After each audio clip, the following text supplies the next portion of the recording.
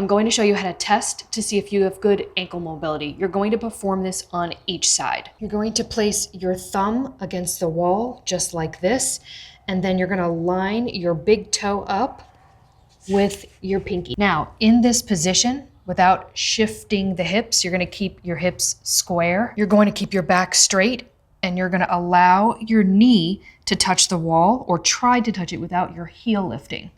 Now, if you can't do that, you don't wanna shift your hips to try to make the move, but you do wanna make a note of where that is. So approximately how many inches. You can use a camera or have somebody film you. And then what you wanna do is you wanna test the other side. So you're going to do the same thing. You're gonna place your thumb right here, and then you're gonna take your other foot and place it right up against there with the big toe. Make sure that your hips are square.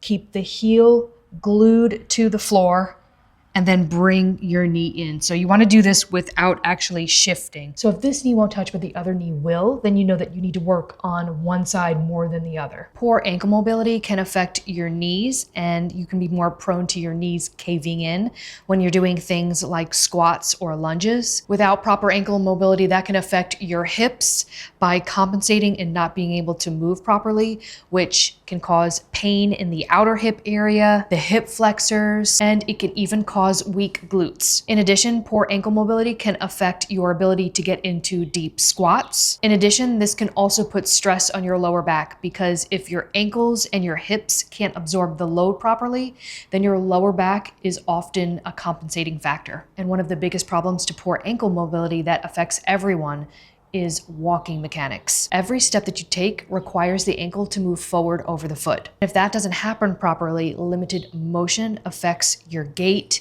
and it also affects your stride, things like walking, jumping, and running. Ankle mobility is basically the foundation of the entire chain. If that's off, it usually affects everything upwards.